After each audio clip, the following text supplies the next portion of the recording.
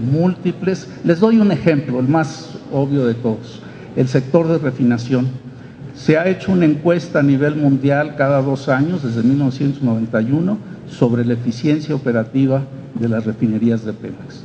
Y ya todo el análisis estandarizado, les puedo decir que nuestras refinerías se encuentran no solo en el cuartil, el 25% más bajo de las refinerías en el mundo, sino están muy cerca del fondo de ese cuartil. Entonces, la pregunta es ¿por qué? Y esa es la que nos hace el doctor Valadez. Y yo la verdad es que creo que hay razones importantes que impiden en el actual régimen petrolero, cuestiones que impiden lograr esa mayor eficiencia y lograr una mayor capacidad para gestionar proyectos de inversión. Y eso se debe a que hemos perdido la capacidad para organizar todo eso y establecer esa disciplina a través de medios políticos y, por otro lado, a través de la intervención del Estado, y por otro lado y al mismo tiempo no hemos adoptado mecanismos que se usan en esta industria en todo el mundo y que tienen que ver con tanto la disciplina financiera y operativa que establecen regímenes alternos como el de licencias, entre otros, y permisos. Entonces creo que sí tenemos que atacar específicamente los problemas económicos y operativos. Y no dudo que esto, y puede uno diferir de manera importante, presuponga hacer un cambio político en el país. Si tenemos que hacer eso, va a pasar algún tiempo antes de que podamos atacar los problemas específicamente del sector petrolero. Muchas gracias. Gracias, Adrián. Doctor Valadez.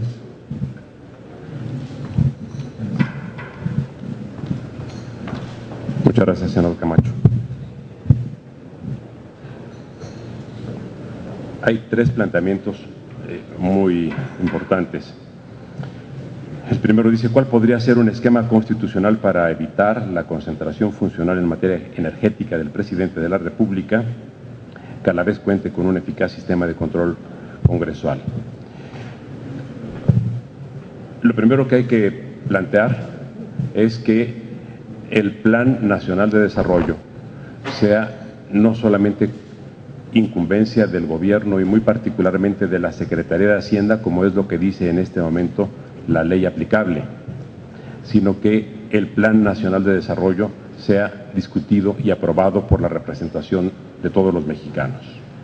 Y en segundo lugar, que las funciones que se lleven a cabo de carácter administrativo y técnico sean objeto de informes permanentes con la comparecencia del titular de la empresa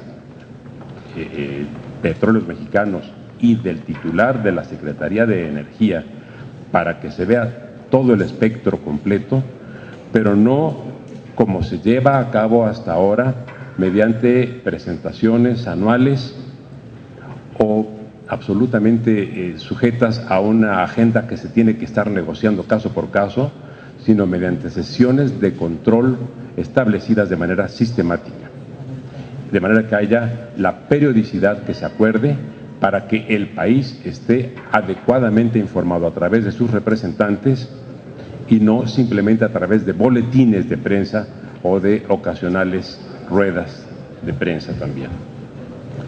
Una segunda pregunta dice, en los países que dejaron el socialismo real y algunos de América Latina que eran gobernados por el derecho, hoy regresan a un Estado fuerte.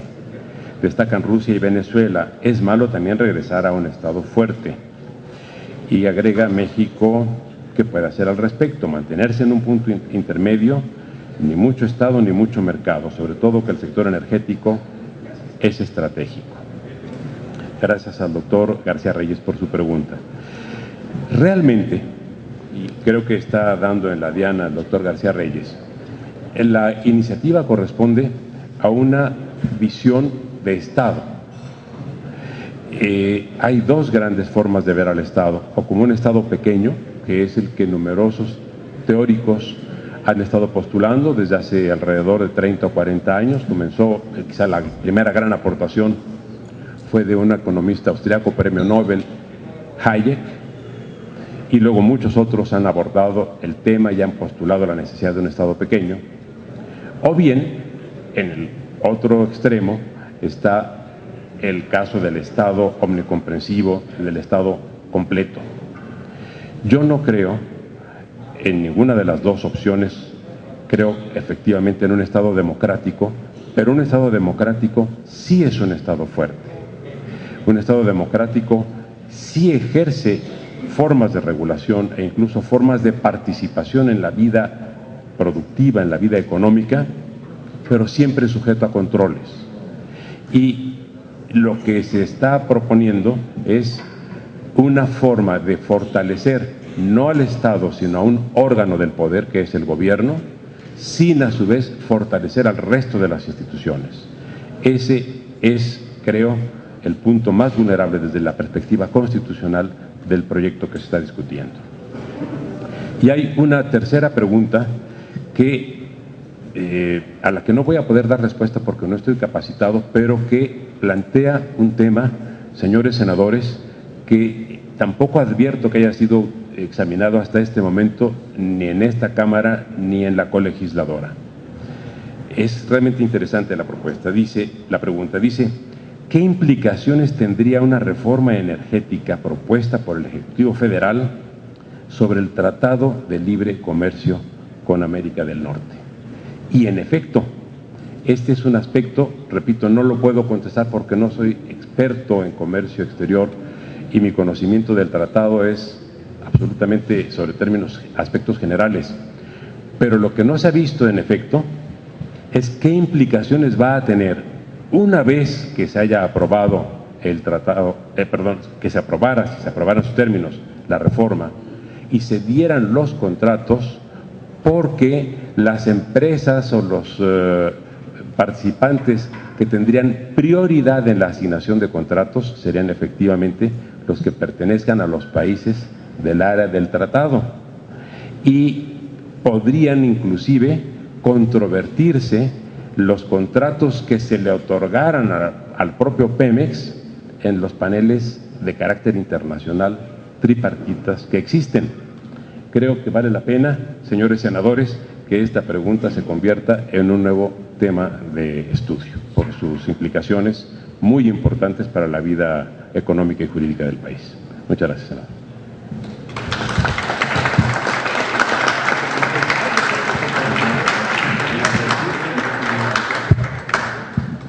Si me permiten los ponentes, yo quisiera hacerle una pregunta, un poco usando del papel de moderador, hacer una pregunta a ambos ponentes, precisamente cruzando sus planteamientos.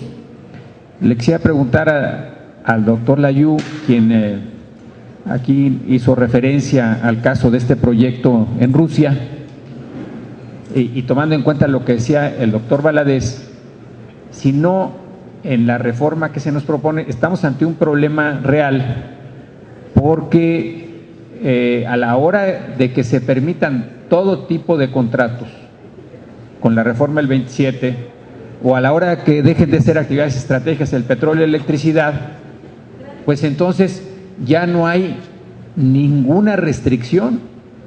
Y entonces quedamos con un Estado debilitado, tal como ocurrió no en Noruega, que es un Estado democrático que además rinde cuentas, transparente y que puede ejercer una regulación eficaz, sino quedamos en el caso, por ejemplo, de Rusia, en donde precisamente estos cambios no llevaron a una mayor eficiencia ni a aumentar la renta para el país, sino a lo que llevaron son a abusos por parte de las empresas que se dilataron en hacer las inversiones y en inflar los costos, y además a casos de corrupción en gran escala.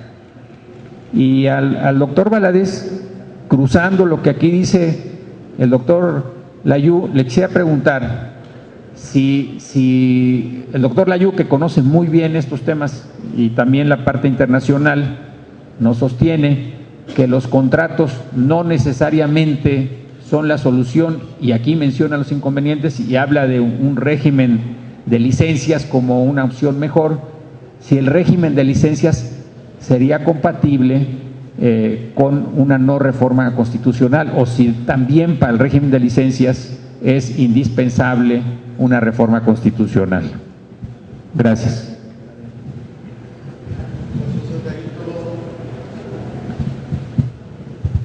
Yo desde luego no estoy a favor de tener en este país, o yo diría que en casi ninguno, un Estado pequeño, un Estado mínimo. Creo que lo que tenemos que hacer es evolucionar de un Estado que participa directamente en las actividades productivas a uno que lo hace indirectamente a través de la regulación que hace el propio Estado. En otras palabras, un Estado regulador. Y creo que eso sí es indispensable para poder reestructurar la industria petrolera, y por eso, insisto, es un prerequisito de las reformas que se han planteado o de otras reformas que se pudieran plantear, el fortalecimiento de órganos específicos del Estado que se encargan de regular. Muy particularmente, creo absolutamente indispensable fortalecer a la CRE y fortalecer a la Comisión Nacional de Hidrocarburos. Y no solo eso, darles una autonomía propia que los proteja tanto del propio gobierno como de el riesgo de captura por los intereses particulares. Entonces, yo por eso he insistido, necesitamos un Estado efectivamente más fuerte. Entiendo que uno de los instrumentos muy importantes para fortalecer al Estado es su democratización, pero creo que tenemos que también actuar a niveles más pragmáticos, más limitados, tratando de efectivamente otorgar a estos órganos reguladores del Estado mayor capacidad y mayores recursos. Creo que con eso, si eso lo logramos y a través de una legislación adecuada que proteja a los intereses de la nación y que haga transparente, plenamente transparentes todas las licencias y los permisos, habremos avanzado de manera muy importante. Efectivamente, los riesgos los hay. Cualquier proceso de cambio tiene riesgos muy importantes, pero creo que si se dan estas precondiciones, el riesgo es un riesgo calculado o calculable, y que tenemos que intentar ir por esa ruta, entender los riesgos y problemas. Hay dos riesgos que sí me preocupan muchísimo, y los he mencionado muchas veces, porque tenemos precedentes en este país y en otros países. El riesgo más grande que yo veo es la desnacionalización de la industria, que no sea un proceso de privatización, sino que sea un proceso de desnacionalización, como lo fue el proceso de privatización de la banca comercial, por ejemplo. México es el único país miembro de la OECD cuyos bancos comerciales no son de propiedad nacional. Es el único país. Aquí hay solo un banco comercial que ha sido y que continúa siendo un banco propiedad de mexicanos. Entonces, ese es el principal riesgo que yo veo, y creo que hay que introducir las salvaguardas adecuadas para impedir un proceso de esa naturaleza como el que se dio con los bancos. Pero también me preocupa mucho, y ese es el otro riesgo fundamental que yo veo, que es que demos poderes monopólicos o pudiéramos dar monopolios regionales a empresas particulares. Y esto sí también tenemos precedentes importantes y creo que tenemos que ser muy cuidadosos, insisto, en la creación de las salvaguardas para que este tipo de procesos no se vayan a dar en la reforma que yo estoy convencido requiere el sector energético mexicano. Muchas gracias.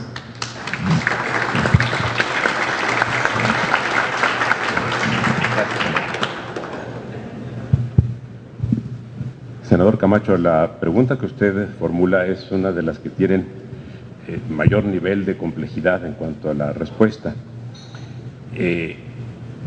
La posibilidad de considerar si la Constitución, al prohibir los contratos, como lo hace en el artículo 27, impide que efectivamente se celebre todo tipo de contrato. En realidad, la interpretación de contrato tiene que leerse o verse en el contexto de lo que el propio precepto dice. Dice la Constitución: tratándose de petróleo y de los carburos de hidrógeno sólidos, líquidos o gaseosos o de minerales radioactivos, no se otorgarán concesiones ni contratos, ni subsistirán los que en su caso se hayan otorgado, y la nación llevará a cabo la explotación de esos productos. ¿Qué quiere decir? Que son los contratos para la explotación de los productos, o sea, de los hidrocarburos, los que están prohibidos. Pero la posibilidad de que haya contratos de asociación para que la nación lleve a cabo esas funciones de exploración, desde mi punto de vista, no estarían incluidos en esa limitación, por una muy sencilla razón. Si se entendiera que esa prohibición de contratación es absoluta, tampoco podrían haberse dado contratos, por ejemplo, para la construcción de plataformas en la zona del Golfo, que son contratos con particulares, pero en los cuales, o por virtud de los cuales, la nación no ha perdido el derecho para ser quien extraiga el petróleo. ¿Qué nos dice la Ley de Asociaciones Público-Privadas? Dice en su artículo primero que son objeto de estos proyectos de asociación una relación contractual de largo plazo entre instancias del sector público y del sector privado para la prestación de servicios del sector al sector público o al usuario final, y en los que se utiliza infraestructura provista total o parcialmente por el sector privado con objetivos que aumenten el bienestar social y los niveles de inversión en el país. Por ejemplo, la construcción de gasoductos no estaría limitada en este caso, porque a lo que se refiere el artículo 27 constitucional es a la explotación de los productos del subsuelo, pero ya a su transportación es otra cosa, de manera que habría la posibilidad de que se incluyeran como parte de estas actividades de asociación público-privada. Luego el artículo tercero dice: también podrán ser proyectos de asociación público-privada los que se realicen en los términos de esta ley con cualquier esquema de asociación para desarrollar proyectos de inversión productiva, investigación aplicada o innovación tecnológica. En realidad, este tipo de contratos ya se vienen también celebrando por parte de Pemex, que inclusive paga derechos por el uso de patentes para la utilización de cierto tipo de tecnologías. De manera que lo que creo que procede es hacer transparente todo el sistema contractual, todo el régimen contractual que ya en este momento existe, regularlo de una manera que permita que el Congreso, en representación de la nación, verifique que no haya distorsiones, limitar la discrecionalidad a la que da lugar el que los contratos estén sustraídos al conocimiento de la representación nacional y por tanto del país. Es una zona en la cual es una zona oscura con relación a la cual no tenemos información, ni siquiera de los contratos de naturaleza financiera para la administración de los recursos. De suerte que, desde mi punto de vista, no es necesario reformar el artículo 27 por lo que se refiere a la prohibición de contratos, 1, y 2, entre esos contratos no se incluye, entre los prohibidos por la Constitución, no se incluyen los de asociación en los cuales el Estado mexicano preserva constitucionalmente la propiedad de los energéticos y solamente se compromete el uso compartido de fuentes de financiación, el uso compartido de instalaciones con un periodo o con un término preestablecido. No es el caso que se daría tratándose de contratos en los que no se establecieran esos periodos fijos, sino que hasta que se dieran las condiciones previstas por la ley en cuanto a la recuperación de la inversión, sino que quedarían sujetos los contratos a las ganancias que los titulares de los contratos decidieran o quisieran o pudieran obtener. Gracias, senador.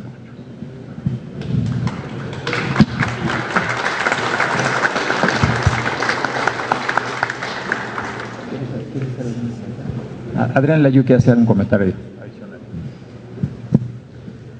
Si me lo permite, señor senador,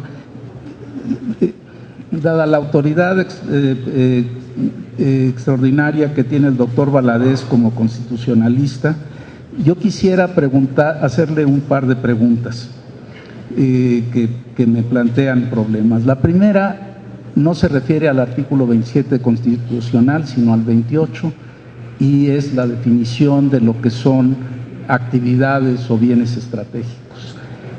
Yo me pregunto, ¿qué es lo que hace a una actividad o a un bien estratégico? Por ejemplo, y déjenme ilustrarlo en cosas más precisas, ¿qué es lo que hace a la refinación de petróleo estratégico y no así a la producción, por ejemplo, a la industria siderúrgica o a la industria del cemento, para mencionar dos, que son industrias de gran escala, muy intensivas en capital, al igual que la industria de la refinación, y que no son consideradas estratégicas? ¿Qué es lo que hace esa diferencia entre lo que es estratégico y no es estratégico?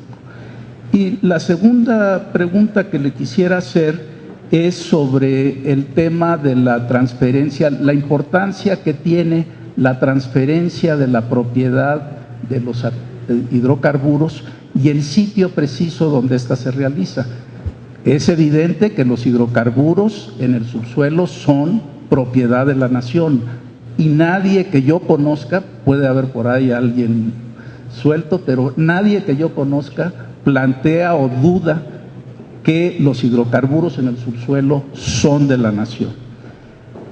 Hoy en día, cuando Petróleos Mexicanos extrae el petróleo, por ejemplo, va a una terminal, lleva ese petróleo hasta una terminal petrolera y la vende a un tercero.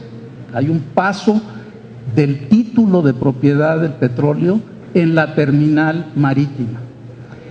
¿Qué diferencia es que ese paso del título de propiedad se dé ahí o se dé, para ir al extremo opuesto, en la boca del pozo donde es producido el petróleo?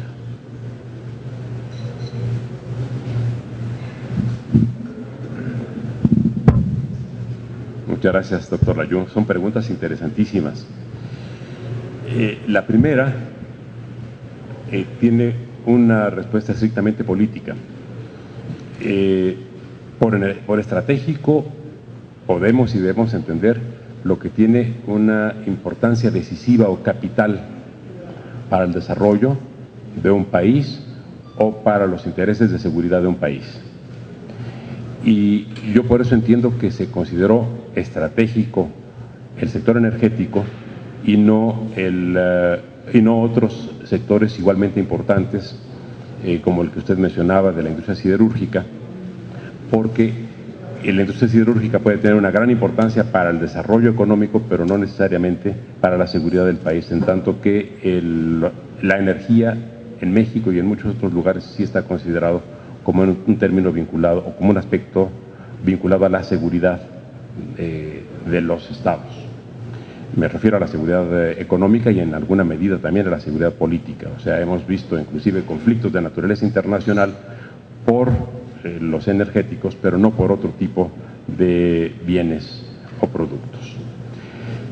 De suerte que la decisión de qué es energético sí es una decisión, perdón, qué es estratégico sí es una decisión de carácter político, y es por lo que resulta de alguna manera inexplicable que se plantee la modificación del artículo 28 en cuanto a qué se considera estratégico, dejándolo, como ya dije, en los correos, en los telégrafos e incluso en la industria nuclear. Ahí me confundí, yo hablé de Linin, no fue Linin sino Uramex, la empresa que fue disuelta en 1984. Y con relación a la segunda pregunta, este es un tema del mayor interés. Efectivamente, ¿dónde se produce la transferencia de la propiedad? Y sí, si se da en el punto de entrega o se da en el punto de extracción misma. Creo que no habría, desde el punto de vista estrictamente jurídico, ninguna diferencia entre que fuera en el punto de entrega en una terminal portuaria o que fuera en el punto de donde se extrae, el punto donde se culmina la extracción. Lo importante de todas maneras es que seguiría